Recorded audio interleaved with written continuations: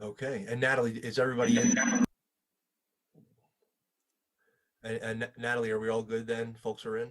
Yes, everyone's in. Okay. Thank you very much. Okay. All right. So at 10:01, we will call to order the Board of Commissioners meeting for Tuesday, February 23rd. Welcome. And if you would please join with us in the Pledge of Allegiance. I pledge allegiance to the flag of the United States of America and to the republic for which it stands, one nation, under God, indivisible, with liberty and justice for all.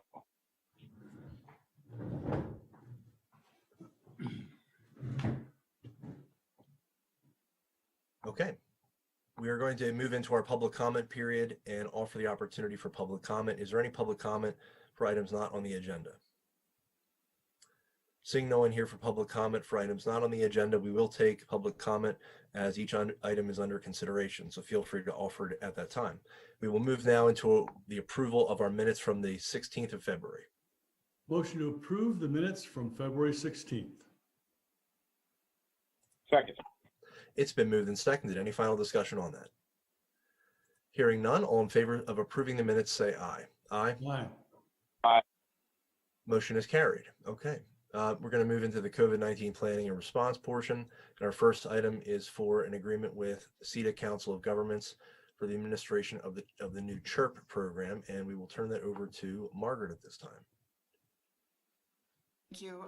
As Commissioner Pipe said, this is an agreement between Center County government and CETA-COG. CETA-COG will serve as the administrator of the Hospitality Recovery Program grant on behalf of Center County government under Act 1 of 2021. The administration fee or cost includes a $300 per application fee with a total amount not to exceed $50,580 effective through August 31st, 2021. Yesterday, late in the day, CETA-COG did let us know that they will be sending an addendum to this contract based on learning that they will be also cutting and providing the checks to the hospitality industry recipients. At the same time, they recommended to us that the commissioners go forward and approve this agreement. It needs to be approved by March 1st. They will be working on the amendment. So just know that this will be the first part, and then we will be getting a second section, an amendment to this. It needs to be back in their hands by March 1st. And we have either today or Thursday to make this happen. So my recommendation would be that you approve the agreement as currently presented, and then we would present an amendment to you. If we have it, we would do it on Thursday, but my read of what they sent yesterday is that it might even take a little bit longer for us to get the actual amendment. It will be, the essence of that will mean that it's a slightly higher cost that comes out of the admin portion. Okay, thank you very much, Margaret. And we know, Commissioner Higgins, you'll be attending the meeting tomorrow for CETA-COG. Yes, I believe it will be on the agenda. I had done a lot of legwork on this, a bit with DCED and quite a bit with CCAP. It is interesting that once DCED did finally come out with relatively clear guidance, they're like, look, the CEDOs and CDFIs are pretty much handling this entire grant program. Counties basically choose a CEDO and send them the money, and the county hopefully will promote it, but there's not too much more involved from the county end than that. So yeah, I'll have additional details Wednesday late afternoon. And that'll set us up nicely for the Thursday meeting on 10 a.m. Okay. All right. Any other discussion about this? Okay. Hearing none, would there be a motion? Motion to approve the agreement with the CETA Council of Governments. Second. It's been moved and seconded. Any final discussion on that? Hearing none, all in favor say aye. Aye. Aye. The motion is carried. Okay. And then we'll head into item B. The second item involves extension of the current contract that Center County has with AMI Expeditionary Healthcare to provide a COVID-19 testing site. As you all are aware, the testing site is currently running through this Saturday, February 27th. And at that point, they will either stay at your approval today, or they will close at that point. So recommendation is to extend them for the month of March. I have asked them to prepare an extension amendment to our current contract with a lower number of tests. So our current contract amendment was for 300 tests per day. We're dropping it to 200 tests per day. That will bring the cost down to an average of approximately $66,000 per week. It actually can drop lower than that if our numbers fall below in terms of number of people being tested. So it's on the agenda here for your consideration this morning. Okay, thank you, Margaret. We saw yesterday, and just in terms of how we pay for this and how this is going to be, financed, so to speak, we still have some rollover dollars that we were able to have from the CARES Act that we received last year, but they, of course, are diminishing by the week as we pay for this testing site. But we learned yesterday, and we know yesterday, that the House in Washington is moving forward with the $1.9 trillion next COVID bill. And that does include a significant amount of money that would be directed towards counties and local governments and states as well. And so it looks as if we will get another round of funding.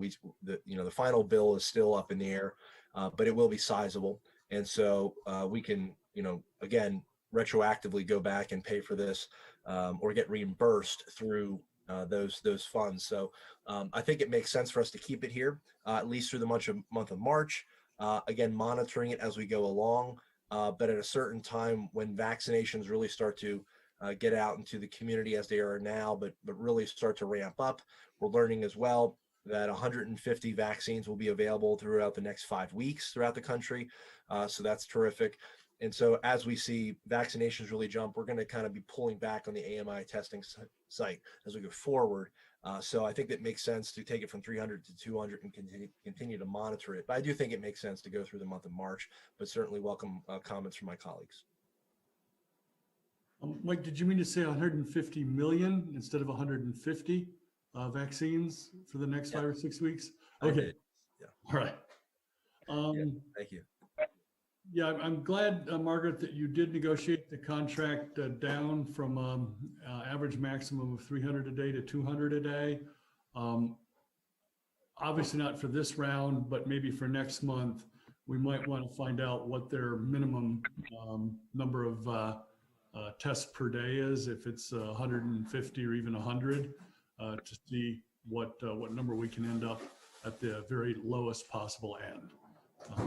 I think we need to keep testing, but at the same time, we have to be mindful that while we had 300 and more people arriving over the holidays for testing, we haven't come close to that number now in several weeks.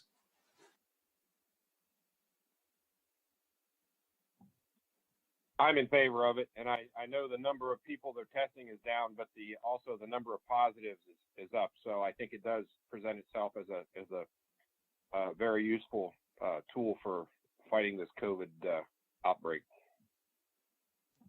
Okay. All right. Thanks, everybody. Great stuff. And then, so we will then look for a motion at this time. Motion to approve the contract amendment with AMI Expeditionary Healthcare. Second. All right. It's been moved and seconded. Any final discussion on this? Hearing none. All in favor say aye. Aye. Aye. The motion has carried. Okay, Margaret, great stuff. Thank you again. All right, we're going to move into our contracts, and we have our first contract is with our facilities office. And Margaret, are you going to stay on that one? Okay. Yes, I am today. So this contract is our 5-year service agreement with Tyson Krupp Elevator Corporation to maintain all of the elevators at the Center County Correctional Facility, the courthouse annex, and the Willow Bank building. The contract is for the period of January 1st, 2021 through December 31st of 2025. This contract has an auto renew, And back in the fall, we knew that there were some concerns about this contract, and I'm going to turn this over to Betsy to talk about. But we notified Tyson Krupp in the fall that we wanted to renegotiate this contract for a variety of reasons. And it has taken us a significant period of time, but we are in a good place. And Betsy's going to just outline for you how this has changed from our previous contract. I think it's worthwhile to hear this because this is a significant length of time, and there's great liability and exposure. There was more so for the county than there is now. So Betsy will just take a minute and walk through this. Yeah, this issue came up actually, ironically, before Margaret even started. So that was a while ago. And it was brought to our attention, as well as other counties, by both PCOR and CCAP, because the original agreement with TK, and by the way, Tyson Krupp is one of several, but it is one of the primary ones providing this elevator maintenance service across the Commonwealth. They basically had no liability for anything that would happen. That if we had an issue and an injury, basically it was going to come back on the county. There was complete subrogation rights in the agreement. And so we couldn't get them to change at that time because, of course, we were locked into a permanent agreement. But Margaret calendared this, brought it up, and we were able to spend, as she said, the last 3 or 4 months renegotiating that language, taking what had been 2 agreements and making it into one. So now you have one document covering all of your facilities, and essentially eliminating the subrogation rights and forcing them to be responsible if there is an elevator malfunction that is caused by their repairs or their work or their maintenance. They're going to be picking that up. So it's a good win for us in the sense of getting the person providing the maintenance, to be responsible for anything that comes out of that maintenance. It follows with every other document. We've kind of spent the last 4 or 5 years really trying to standardize our agreements and create responsibilities with our contracting parties that are similar, so that the county is not put in an awkward position. And I don't think in this case we asked any more than we would of anyone else, but it just, because they're a larger organization, they had a tendency to want to push back and say this was the way it was, and we persevered and worked through that. So it's a good result. I think it's a good contract for 5 years, and the likelihood is, again, there's a renewal in there. We'll calendar that.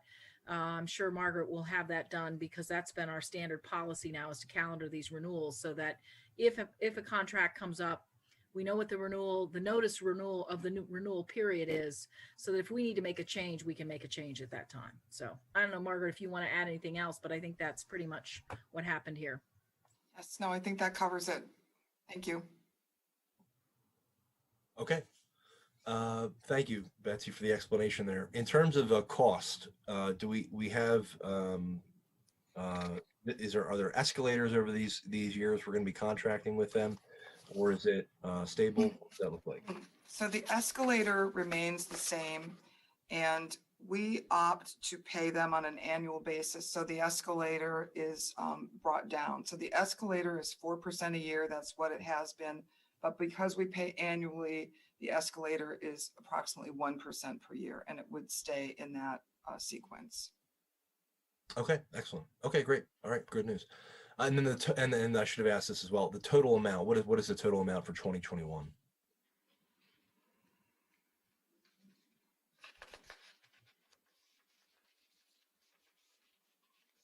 So the total amount is not included in the contract. It's based on the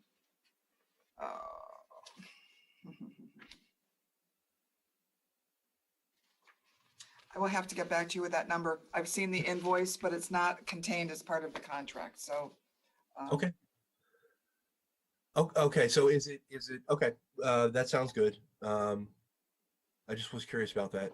Any other further questions in terms of the contract with Tyson Krupp? Really good to see we've finally got this contract matching up with most of our other contracts. Good job on that. Okay. All right. Hearing no further discussion or questions, is there a motion?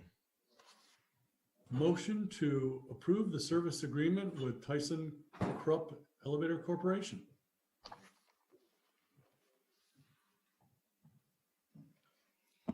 Second. Been moved and seconded. Any final discussion on this? Hearing none, all in favor say aye. Aye. Aye. The motion is carried. Okay. And Just as a point of oh, yeah. information, I would just add that when we take back Centercrest, the Centercrest building, we will be adding the Centercrest elevators to this contract, or assuming the contract that's currently in place right now with Centercrest, it is between Centercrest and ThyssenKrupp. So that is, there's more to come on this. Okay. Sure. Thank you, Margaret. And then we'll head into item B, and we'll stay with Margaret on this.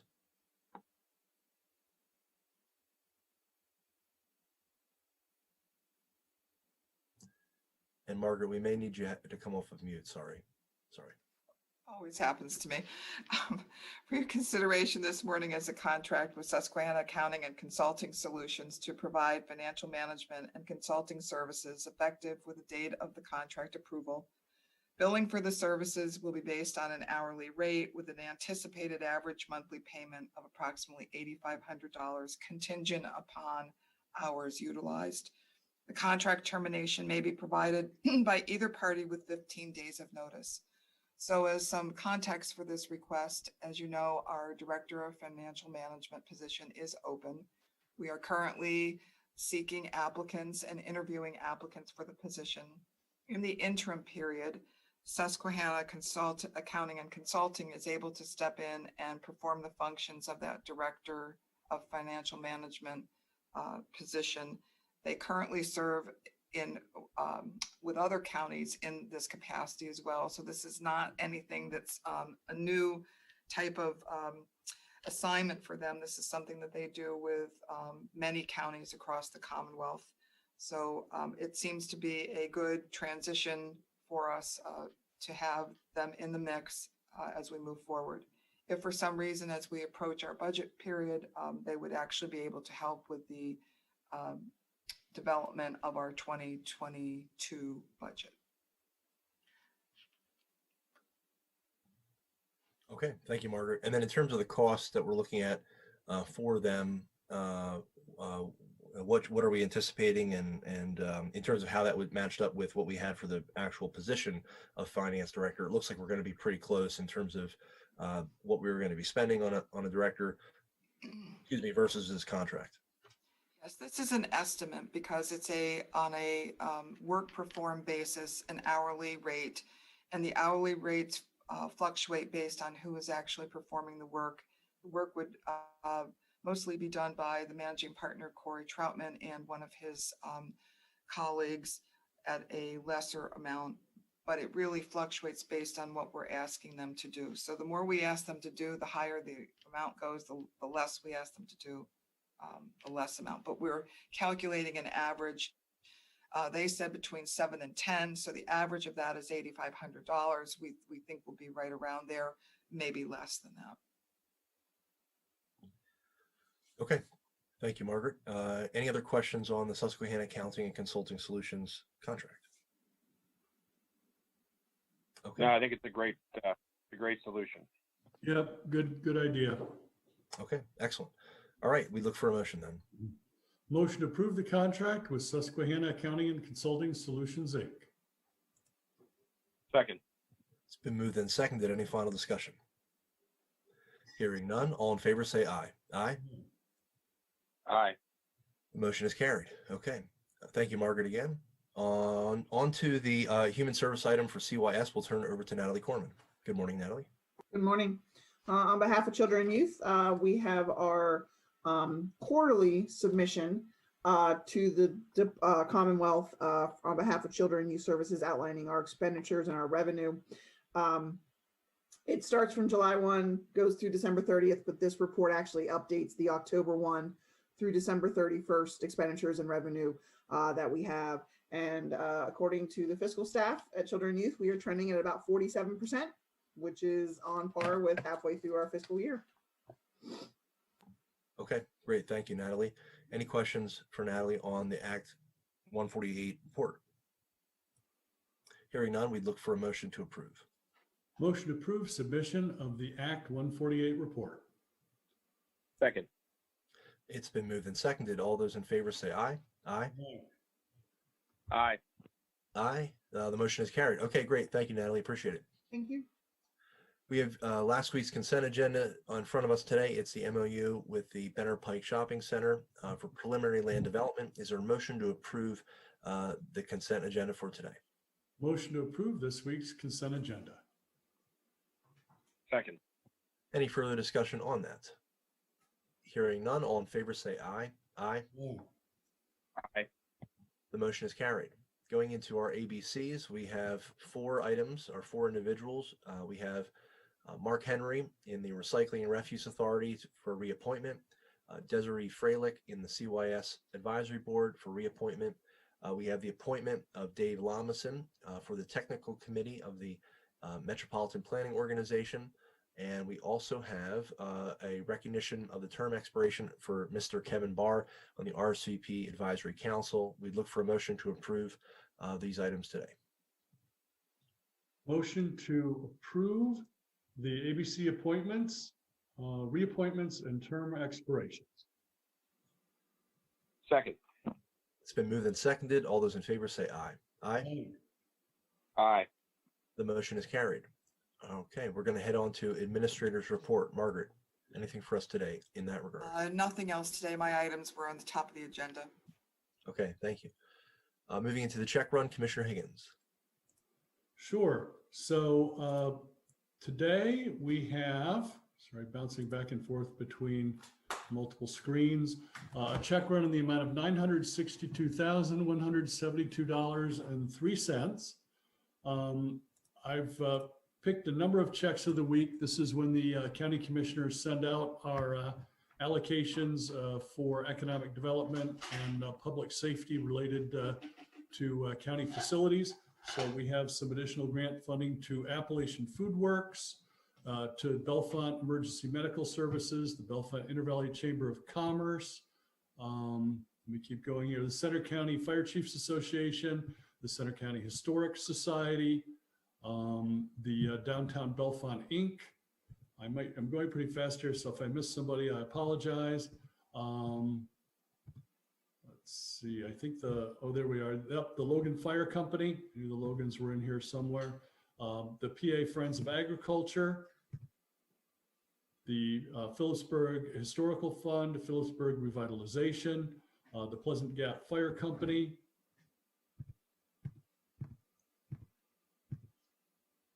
and the Undines at the bottom. So thanks to all of these marvelous groups that provide economic development, historical preservation, and public safety to county facilities. So I would gladly make the motion to approve the check run dated February 19th. I will second it. Okay, it's been moved and seconded to approve the check run. Any final discussion on the check run? Hearing none, all those in favor of approving the check run do so by saying aye. Aye. Aye. Aye. The motion is carried. Okay. We're going to head into the CNET requests today. We have 3 items. We have a bulletin board message for the League of Women Voters Candidates Night to be advertised April 13th through the 27th. We have the broadcast of the League of Women Voters Candidates Night. That'll be on 2 nights. It'll be on 2 nights, April 27th and April 29th at 7 o'clock. Also broadcasting the 22nd anniversary of the Community Spelling Bee, the Ron and Mary Maxwell Spelling Bee, hosted by Mid-State Literacy Council. That will be upcoming in August, Wednesday, August 4th. So we'd look for a motion to approve the sponsorship of those items. Motion to approve the sponsorship of the CNET request from the Center County League of Women Voters and the Mid-State Literacy Council. Second. It's been moved and seconded. Any final discussion? Hearing none, all in favor say aye. Aye. Aye. Aye. The motion is carried. All right, over to Commissioner Dershowitz for voter registration. Good morning. We have 105,190 registered voters in Center County as of Monday, late in the day.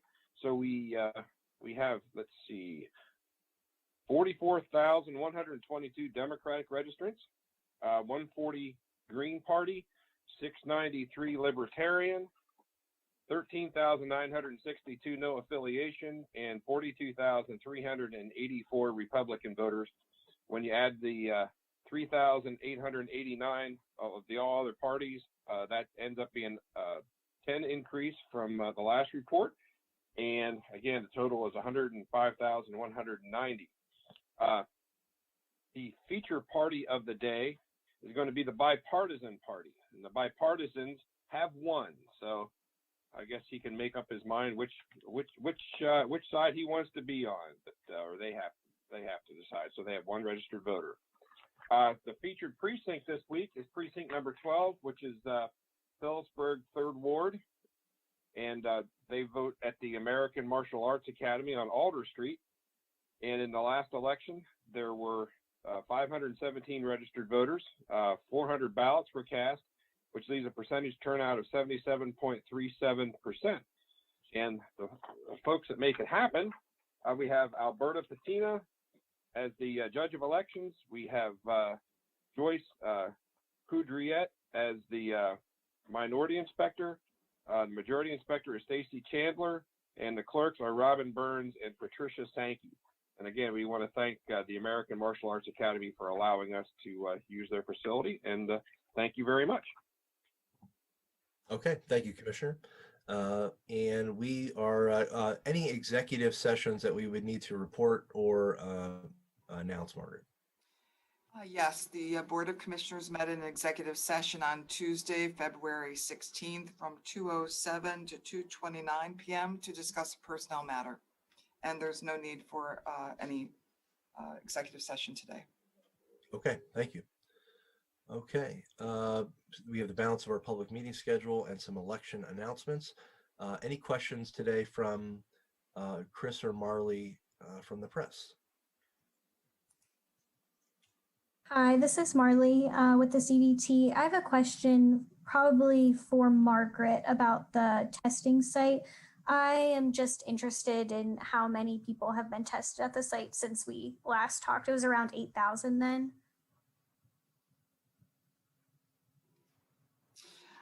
Marley, I do not have a combined number for that. I will add it today and get it to you. I know I've been mostly looking at our daily numbers, and so I don't have a combined number, but I can add that for you and send it to you. Thank you. I really appreciate it. Yep, no problem at all. Okay, thank you, Marley. Right, any other questions? Okay, all right, then we will look for a motion to adjourn today's meeting at 10:28. Motion to adjourn today's commissioners meeting at 10:28. Second. Okay, it's been moved and seconded to adjourn. All those in favor say aye. Aye. Aye. The motion is carried. We are adjourned. Thank you all. Have a great day.